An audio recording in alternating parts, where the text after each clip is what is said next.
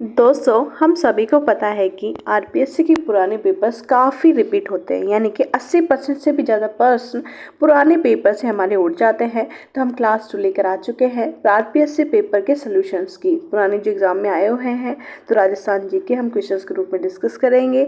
ये EO, RO, RAS और PSI के लिए काफ़ी इंपॉर्टेंट है। क्या पता इन्हीं में ये क्वेश्चंस रिपीट होने को मिल जाए, ठीक है, या फिर इनसे आसपास का कुछ मिल जाएगा दोस्तों। तो सबसे पहले क्वेश्चन 1 डिस्कस करते हैं। 1857 ईस्वी के प्रथम स्वतंत्रता संग्राम में अंग्रेजों के विरुद्ध झांसी की रानी लक्ष्मीबाई और तात्या टोपे को अपनी सेनाओं के वेतन और रसद हेतु धन किसने उपलब्ध करवाया। दोस्तों, क्या पूछ रहा है कि 1857 की क्रांति के समय जो प्रथम स्वतंत्रता संग्राम था, ये अंग्रेजों के विरुद्ध झांसी की रानी लक्ष्मीबाई और तात्या टोपे ने किया था। तो अपनी सेनाओं के वेतन और रसद हेतु धन किसने उपलब्ध करवाया था इन्हें? तो ये है अमरचंद बारडिया। दोस्तों, इन्हें भामाशाह कहा जाता है, राजस्थान का इन्हें भामाशाह कहा जाता है। इन्होंने क्या किया था?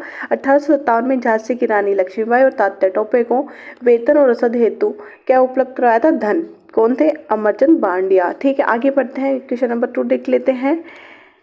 पथिक ने किस समाचार पत्र के माध्यम से बिजोलिया कृषक किसान आंदोलन को अन्य भारतीय समाचार पत्रों तक पहुंचा दिया? दोस्तों, जो पथिक जी थे उन्होंने किस समाचार पत्र से माध्यम से बिजोलिया कृषक आंदोलन को अन्य भारतीय समाचार पत्रों तक पहुंचा दिया? तो दोस्तों, इसका ये आंसर है प्रताप। यानी जो प्रताप समाचार पत्र था, उससे समाचार पत्र जो प्रताप है उससे बिजोलिया किसान आंदोलन को देशव्यापी बना दिया था। आगे बढ़ते हैं, क्वेश्चन नंबर 3 डिस्कस करते हैं। क्वेश्चन नंबर 3 है, निम्न में से किस संस्थान ने अछूतों की शिक्षा के लिए चूरू में कबीर पाठशाला स्थापित करी थी? दोस्तों, चूरू में किस संस्था की बात हो रही है? अछूतों के लिए। किस संस्था ने अछूतों की शिक्षा के लिए चूरू में कबीर पाठशाला स्थापित की थी? तो दोस्तों, इसका आंसर है सर्वहितकारिणी सभा। यानी कि जो सर्वहितकारिणी सभा थी, इसने चूरू में कबीर पाठशाला का स्थापन किया था। किसके लिए? अछूतों के लिए। आगे बढ़ते हैं। भीलों में धर्म सुधार के लिए भगत पंथ की स्थापना किसने करी? दोस्तों, जो भगत पंथ की स्थापना किसने करी, ये तो सबको आता है क्वेश्चन। ये गोविंद गिरी हैं। जो भीलों में इन्होंने धर्म सुधार के लिए भगत पंथ की स्थापना गोविंद गुरु ने करी थी। क्वेश्चन नंबर 5 देख लेते हैं। भारत सरकार ने 5 जनवरी 1949 को सिरोही का प्रशासन सरकार को सौंप दिया। दोस्तों, ये पूछा जा रहा है कि भारत सरकार ने 5 जनवरी 1949 को सिरोही का शासन किस रियासत को सौंप दिया था? 5 जनवरी 1949 किस सरकार को सौंप दिया? तो इसका सही आंसर है बम्बई को, क्योंकि पहले सिरोही को बम्बई में मिलाया गया था। तो ये 5 जनवरी के आसपास बम्बई को दिया था, बाद में राजस्थान में ही विलय हुआ था। दोस्तों, आगे बढ़ते हैं। रिखिया, ब्यावली और डेजा निम्न में से किस लोक देवता से संबंधित है? दोस्तों, जो रिखिया है ये रामदेव जी के भक्त कहलाते हैं। उनके ब्यावले यानी कि जो गीत गाए जाते हैं वो ब्यावले होते हैं, और नेजा इनकी जो पताका या फिर ध्वजा होती है उसे कहते हैं। तो ये कौन है? रामदेव जी। इसका सही आंसर है रामदेव जी। दोस्तों, आगे बढ़ते हैं। निम्नलिखित में से सुमेलित नहीं है, ये जो क्वेश्चन है इसको डिस्कस करेंगे कि निम्नलिखित में से सुमेलित नहीं है पूछा है। इसको सबसे पहले अंडरलाइन किया कि भैया नहीं है पूछ रहे हैं। तो देखो, जो निरंजनी संप्रदाय है वो हरिदास जी हैं इसके संत, ये बिल्कुल सही है। गुदर संप्रदाय है, ये जो गुर्जर संप्रदाय है इसके नवलदास जी नहीं है। अलखिया संप्रदाय के लालगिरी जी सही है। निष्कलंकी के माऊ जी सही है। दोस्तों, तो नहीं है, वो आंसर है 2, यानी कि जो गुर्जर संप्रदाय के संत हैं नवल जी नहीं है। दोस्तों, आगे 7वां क्वेश्चन डिस्कस करते हैं। झाला हवेली किस किले महल में अवस्थित है? यानी कि झाला हवेली कहाँ स्थित है? दोस्तों, झाला हवेली किस किले या महल में अवस्थित है? तो कोटा के किले में स्थित है दोस्तों झाला हवेली। आगे बढ़ते हैं। चित्रकार मोहम्मद शाह जिन्होंने भगवान श्री कृष्ण का चित्रांकन अपने चित्रों में किया संबंधित है? दोस्तों, चित्रकार मोहम्मद शाह जिन्होंने भगवान कृष्ण का चित्रांकन अपने चित्रों में किया वो संबंधित है जयपुर राज्य से। कहाँ से? जयपुर राज्य से। चित्रकार मोहम्मद शाह भगवान कृष्ण का चित्रांकन किया इन्होंने, और अपने चित्रों में जयपुर के राज्य के ये थे। ठीक है, आगे बढ़ते हैं। गुड़ला त्यौहार किस किस स्मृति में मनाया जाता है? दोस्तों, गुड़ला त्यौहार किस किस स्मृति में मनाया जाता है? इसका सही आंसर आप मेरे को कमेंट करके बताएंगे आप सभी, क्योंकि इसका तुक्का लगाएंगे और वो तुक्का गलत होगा। तो इसका आंसर मैं अभी तो लिख देती हूँ, पर आप मुझे कमेंट करके ज़रूर बताना कि ये गुड़ला जो त्यौहार है वो किसकी स्मृति में मनाया जाता है? राव सातल की स्मृति में मनाया जाता है। क्वेश्चन नंबर 11 डिस्कस करते हैं, निम्न में से कौन से त्योहार भाद्रपद माह में नहीं मनाए जाते हैं? दोस्तों जो भाद्रपद माह है उसमें नहीं मनाए जाते हैं, नहीं मनाए जाते, तो वो कौन कौन से त्योहार हैं? आंवला नवमी और शरद पूर्णिमा, ये दोनों भाद्रपद महीने में नहीं मनाए जाते, जबकि गोगा नवमी और अनंत चतुर्दशी भादवे के महीने में आ जाते हैं। 12वां क्वेश्चन डिस्कस कर लेते हैं, निम्न में से राजस्थान के किस लोक नृत्य में डंडों से नृत्य करते हुए विभिन्न प्रकार के चरित्रों के स्वांग करते हैं? दोस्तों जो डंडों से नृत्य किया जाता है वो कौन से नृत्य में किया जाता है कि राजस्थान के किस लोक नृत्य में डंडों से नृत्य करते हुए विभिन्न प्रकार के चित्रों के स्वांग करते हैं?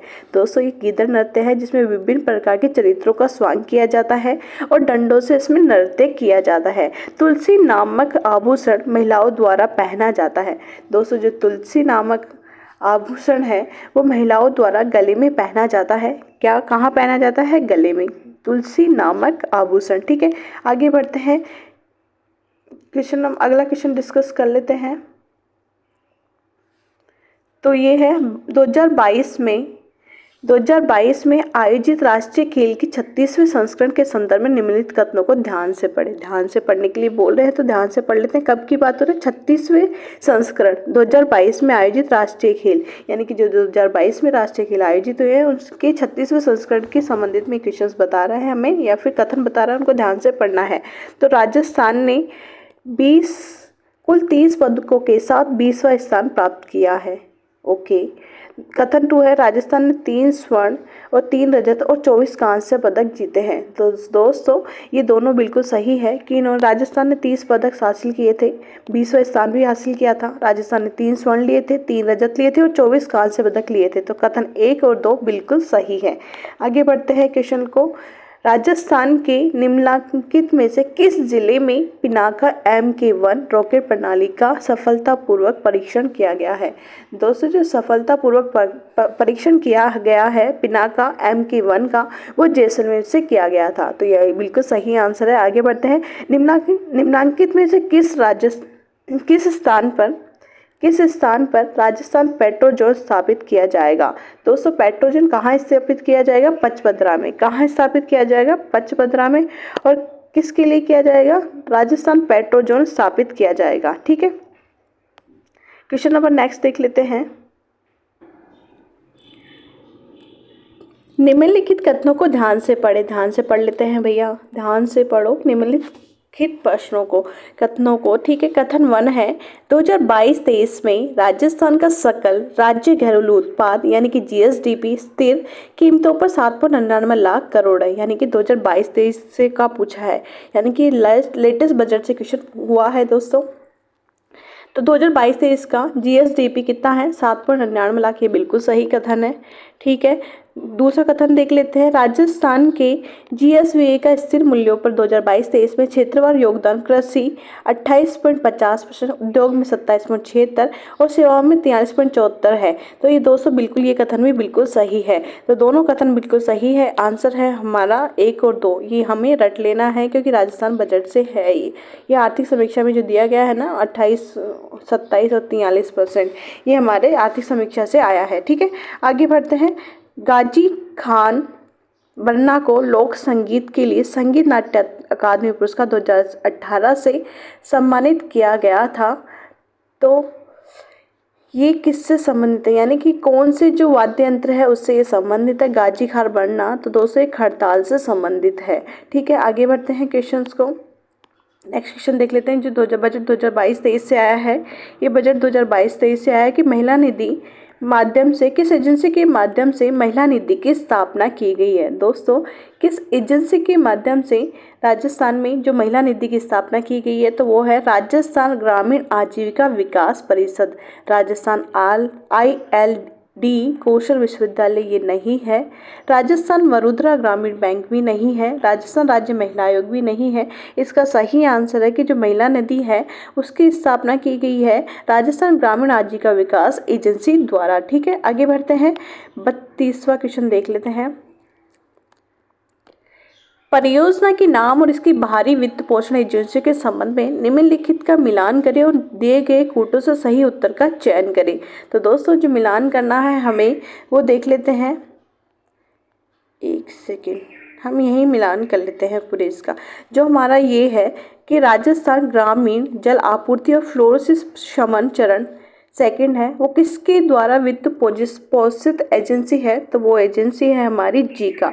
कौन सी है? जीका के द्वारा राजस्थान ग्रामीण जल आपूर्ति और फ्लोरोसिस शमन केंद्र समन सेकंड चरण स्थापित किया गया है। किसके द्वारा? जीका के द्वारा। ठीक है, फिर अब दूसरा देख लेते हैं कि राजस्थान राज्य राजमार्ग विकास कार्यक्रम सेकंड किसके द्वारा स्थापित, मतलब किसकी सहायता से चलाया जा रहा है? तो ये है विश्व बैंक की सहायता से, यानी कि जो सड़कों का या राजमार्गों का काम होगा वो विश्व बैंक चलाएगा। ठीक है, मतलब वो वित्त पोषित विश्व बैंक द्वारा ही होगा। अब फिर राजस्थान राज्य राजमार्ग निवेश कार्यक्रम फर्स्ट, राजस्थान राज्य राजमार्ग निवेश कार्यक्रम फर्स्ट है। ये जो निवेश है ना राजमार्गों में वो कौन करेगा? देखो, विकास कौन करेगा? विश्व बैंक।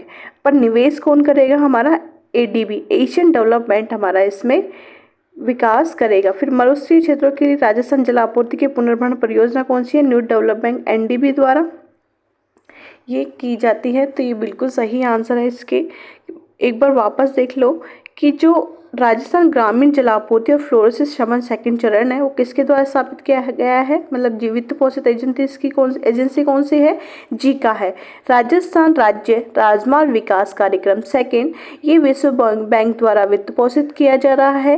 राजस्थान राज्य राजमार्ग निवेश कार्यक्रम ये एशियन डेवलपमेंट एडीबी बैंक द्वारा वित्त पोषित है। और मरुस्थलीय क्षेत्रों के लिए राजस्थान जल क्षेत्र पुनर्निर्माण योजना न्यू डेवलपमेंट एडीबी के लिए एनडीबी के लिए है। तो इसका सही आंसर है बीएडीसी इसका सही आंसर है। आगे बढ़ते हैं। प्रधानमंत्री सूक्ष्म खाद्य उद्योग उन्नयन योजना, कौन सी योजना? प्रधानमंत्री सूक्ष्म खाद्य उद्योग उन्नयन योजना के एक जिला एक उत्पाद के संदर्भ में निम्नलिखित में से कौन सा युग्म सम्मिलित नहीं है? क्या पूछा है? नहीं है पूछ रहे हैं कि भैया ऐसा कौन सा है जो एक जिला एक उत्पाद के संदर्भ में मिला हुआ नहीं है। तो दोस्तों ये जो है अलवर में प्याज उत्पाद है, ये बिल्कुल सही है। अजमेर में गुलाब है, ये भी ठीक है। डूंगरपुर में आम है, ये भी सही है। जयपुर में नींबू नहीं है दोस्तों, यहाँ पर जयपुर में है टमाटर। क्या है? टमाटर। एक जिला एक उत्पाद में जो सब्जियों में है, एक जिला एक उत्पाद, तो जयपुर में जो सब्जियों में है वो है टमाटर। तो ये आंसर बिल्कुल सम्मिलित नहीं है। बाकी के अलवर प्याज में सही है। अलवर प्याज सही है। ये सब सही है और चौथा गलत है। ठीक है, आगे बढ़ते हैं। राजस्थान विद्युत वाहन नीति REVP 2022 के संदर्भ में निम्नलिखित में कौन सा विकल्प गलत है? दोस्तों राजस्थान विद्युत वाहन नीति REVP 2022 के संदर्भ में निम्नलिखित में से कौन सा विकल्प गलत है? हमें कौन सा देखना है? इसमें जो गलत है वो विकल्प देखना है। तो दोस्तों इसमें जो गलत विकल्प है हम देख लेते हैं एक एक को पढ़ के। राजस्थान में पंजीकृत वाहनों की संख्या पिछले दशक में 125% बढ़कर मार्च 2021 के अंत में 2.202 करोड़ तक पहुंच गई है। दोस्तों ये बिल्कुल सही है कि राजस्थान में जो पंजीकृत वाहनों की संख्या में है ना बढ़ोतरी हुई है। कितनी बढ़ोतरी हुई है? 125% की, और अंत में ये 2.02 करोड़ तक पहुंच गई है। फिर दूसरा क्वेश्चन देख लेते हैं। राजस्थान 2022 तक प्रत्येक 1000 गैर विद्युत वाहनों पर 25 विद्युत वाहन बेचे गए थे। ये बात भी सही है कि जो राजस्थान में 2022 तक प्रत्येक 1000 गैर विद्युत वाहनों पर 25 विद्युत वाहन EV बेचे गए हैं। तीसरा देख लेते हैं। सरकार ने REVP 2022 के माध्यम से राज्य में इलेक्ट्रिकल वाहनों को अपनाने, पर्याप्त EV चार्जिंग बुनियादी ढांचे के विकास को सुगम बनाने और कुशल जनशक्ति निर्माण का निर्णय लिया है। ये बात भी बिल्कुल सही है कि जो सरकार ने REVP 2022 की जो पॉलिसी आई है उसके माध्यम से इलेक्ट्रिक वाहनों को अपनाने, पर्याप्त EV चार्जिंग बुनियादी सुगम ढांचे के विकास को सुगम बनाने के लिए कुशल जनशक्ति इनका निर्माण का निर्णय लिया। ये बात भी बिल्कुल सही है। अब इसका मतलब 3 सही आ गए तो चौथा ऑलमोस्ट गलत ही होगा। तो REVP 2022 1/1/2023 से प्रभावी होगी नहीं दोस्तों, ये 1 सितंबर 2022 से ही प्रभावी हो चुकी है, यानी कि 1 सितंबर 2022 से प्रभावी हो सकी है। तो ये 1/1/2023 इसका गलत आंसर है। तो ये आंसर गलत है। आगे बढ़ते हैं। क्वेश्चन देखते हैं, निम्नलिखित में से आकार के अनुसार घटते हुए क्रम में कौन सा सुव्यवस्थित है। दोस्तों ये सारे हमारे कॉन्टिनेंट्स दिए हुए हैं, तो इसमें से ये हमें गलत, इसमें एक तरीके से इसको ऐसे व्यवस्थित करना है कि इसमें से कौन सा घटते हुए क्रम में सुव्यवस्थित है। ठीक है, कौन से क्रम में घटते हुए क्रम में सुव्यवस्थित है, तो देख लेते हैं। उत्तरी अमेरिका, फिर दक्षिण अमेरिका, यूरोप, अंटार्कटिका। नहीं दोस्तों, सबसे ये गलत है। यूरोप इधर आना चाहिए और अंटार्कटिका इधर आना चाहिए, तो ये गलत है, तो ये सही नहीं है। अफ्रीका, दक्षिण अमेरिका, उत्तरी अमेरिका, ये भी गए नहीं है। उत्तरी अमेरिका पहला है, उत्तरी अमेरिका बड़ा है और दक्षिण अमेरिका छोटा है। दक्षिण अमेरिका, यूरोप, अंटार्कटिका, ऑस्ट्रेलिया, ये भी सही नहीं है दोस्तों। इसका सही आंसर है उत्तरी अमेरिका, दक्षिण अमेरिका, उत्तरी अमेरिका, दक्षिण अमेरिका, अंटार्कटिका और यूरोप, ये इसका घटता हुआ क्रम एकदम सही है। आगे बढ़ते हैं। निम्नलिखित कथनों पर विचार कीजिए। कर लेंगे भाई। नीचे दिए गए कूटों से सही उत्तर भी चुनिए। लोहा बकरी की एक नस्ल है। लोही बकरी की एक नस्ल है। गुड़ा भैंस की एक नस्ल है। जैसलमेरी ऊँट की एक नस्ल है। दोस्तों जैसलमेरी तो ऊँट की एक नस्ल है, ये बिल्कुल सही है। और लोही बकरी जो कि एक नस्ल है बकरी की, ये भी बिल्कुल सही है। गुड़ा भैंस की नस्ल नहीं है, गुड़ा भैंस की नस्ल नहीं, तो ये गलत है। ये सही है, ये सही है, तो आंसर देख लेते हैं। ए और सी बिल्कुल सही है। आगे बढ़ते हैं। निम्नलिखित में से राजस्थान के कौन से जिले में सरसों उत्पाद में अग्रणी है। दोस्तों सेवर भरतपुर में सबसे ज़्यादा क्या होती है, सरसों होती है, तो इसमें एक ही ऑप्शन में भरतपुर है हमारा, तो ये आंसर बिल्कुल सही है। अलवर, भरतपुर और गंगानगर में हमारी सरसों सबसे ज़्यादा उत्पादित है, तो अग्रणी सबसे पहले भरतपुर है, फिर अलवर है, फिर गंगानगर है। लोहागढ़ किला अवस्थित है। दोस्तों लोहागढ़ किला जो कहाँ अवस्थित है, लोहागढ़ किला कहाँ पे अवस्थित है, ये मुझे आप बताएंगे, पर मैं बता ही देती हूँ आपको कि भरतपुर में स्थित है। लोहागढ़ कहाँ स्थित है, भरतपुर में स्थित है। भरतपुर से 2 क्वेश्चन आ गए कि सरसों का उत्पादन सबसे ज़्यादा भरतपुर में होता है। लोहागढ़ किला भरतपुर में स्थित है। आगे बढ़ते हैं, क्वेश्चन देख लेते हैं। 2001 और 11 के मध्य राजस्थान के किस जिले में जनसंख्या वृद्धि दर सर्वाधिक रही थी। दोस्तों कब की बात कर रहे हैं, 2001 से 11 के मध्य कौन से जिले में सर्वाधिक वृद्धि दर रही थी। बाड़मेर में वृद्धि दर रही थी, यह आंसर सही है। पहरावना एक सेकेंड, पहरावना और तन्ना विवाह प्रचलित है। दोस्तों जो पहरावना और तन्ना विवाह है वो कहाँ पे प्रचलित है, ग्रासीय जनजातियों में प्रचलित है। कौन सी जनजातियों में, ग्रासीय जनजातियों में जो पहरावना और तन्ना विवाह प्रचलित है। आगे बढ़ते हैं। राजस्थान के झुंझुनू जिले में खेतड़ी कॉपर कॉम्प्लेक्स भारत सरकार द्वारा किस वर्ष में स्थापित हुआ था। दोस्तों जो खेतड़ी है, यहाँ से देखो क्वेश्चन कितने हो गए हमारे, कि राजस्थान के झुंझुनू जिले में खेतड़ी कॉपर कॉम्प्लेक्स स्थापित किया गया, किसके द्वारा स्थापित किया गया है, ये भारत सरकार के द्वारा, और किस वर्ष में स्थापित किया गया है ये हमें बताना है। तो जो किस वर्ष में स्थापित किया गया है, ये 1 सेकेंड, ये स्थापित किया गया है, ये स्थापित किया गया 1967 में। कब स्थापित किया गया है, ये 1967 में स्थापित किया गया है। आगे बढ़ते हैं। वन विभाग राजस्थान के प्रशासनिक प्रतिवेदन 2021-22 यानी कि 2021 का जो आकलन है उसमें वन विभाग का राजस्थान के प्रशासनिक प्रतिवेदन 2021-22 के अनुसार किन जिलों के समूह को वनावरण का प्रतिशत सर्वाधिक है। वनावरण का प्रतिशत सर्वाधिक किन जिलों में है दोस्तों, ये किन जिलों में है, ये उदयपुर और प्रतापगढ़ में है। यानी कि जो अनावरण है सर्वाधिक प्रतिशत कहाँ मिल रहा है हमें, उदयपुर और प्रतापगढ़ में मिल रहा है। तो इसके बाद आगे देखते हैं।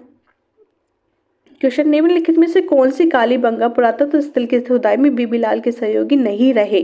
दोस्तों इसमें क्या पूछा है, नहीं रहे, यानी कि जो कालीबंगा है उसके पुरातत्व स्थल में बीबीलाल और बीके थापर तो थे ही थे, उनके अलावा जो नहीं रहे हैं वो कौन कौन से हैं ये पूछा गया है क्वेश्चन में। तो ये है हमारा आंसर इसका ए त्रिपाठी, क्योंकि MD खरे, SP जैन और KM श्रीवास्तव तो इसमें खुदाई में सहयोगी रहे थे, बस ए त्रिपाठी नहीं रहे थे। तो ये आंसर सही है कि ए त्रिपाठी इसमें शामिल नहीं रहे। ठीक है, अब नीचे से बढ़ते हैं, आगे बढ़ते हैं। निम्नलिखित में से राजस्थान में ताम्रयुगीन सभ्यता का प्रारंभिक केंद्र किसे माना जाता है। दोस्तों ताम्रयुगीन सभ्यता किसकी बात हो रही है, राजस्थान में ताम्रयुगीन सभ्यता की, तो इसका प्रारंभिक केंद्र है ना गणेश्वर सभ्यता को माना गया था। उस अरब यात्री का नाम बताएं जिसने मिहिर भोज के संयम का वृत्तांत प्रस्तुत किया है। दोस्तों, वो कौन सा जो अरबी यात्री था जिसने मिहिर भोज के समय का वृत्तांत प्रस्तुत किया है, तो वो सुलेमान था। कौन था? सुलेमान था। आगे बढ़ते हैं। किस चौहान वंशीय शासक ने प्रताप लंकेश्वर की उपाधि धारण की थी? दोस्तों, चौहान वंशीय शासक कौन सा जिसने प्रताप लंकेश्वर की जो उपाधि है वो धारण की थी? तो सोमेश्वर जो चौहान था उसने प्रताप लंकेश्वर की उपाधि धारण की थी। किसकी? प्रताप लंकेश्वर की उपाधि धारण की थी। 1303 ईस्वी में सेनानायक गोरा और बादल किसकी सेना से युद्ध करते वीर गति को प्राप्त हुए? तो सबको पता है, अलाउद्दीन खिलजी से। जब 1303 में चित्तौड़ में आक्रमण किया था अलाउद्दीन खिलजी ने, तब गोरा और बादल ने साका किया था। तो ये हमारा अलाउद्दीन खिलजी इसका सही आंसर है। मानसिंह ने किस प्रांत की सूबेदारी के दौरान ईसा खां, सुलेमान और केदार राय की नियंत्रित किया था? दोस्तों, मानसिंह की बात कर रहे हैं। कौन से मानसिंह है ये? हमारे आमेर के शासक मानसिंह। तो किस प्रांत की सूबेदारी के दौरान ईसा खां, सुलेमान और केदार राय को नियंत्रित किया था? दोस्तों, तो ये बंगाल की जब नियंत्रित करने गए थे तो बंगाल के टाइम पे इन्होंने इन लोगों को नियंत्रित किया था। जब बंगाल विजय के लिए गए थे तो वहाँ पर ईसा खां, सुलेमान और केदार राय इनके सहयोगी रहे थे। दोस्तों, इसी के साथ हमारा पेपर समाप्त होता है। आपको कैसा लगा हमें कमेंट करके ज़रूर बताना, और जो भी आपके सजेशन है वो कमेंट में ज़रूर बताएं हमें। Thank you so much.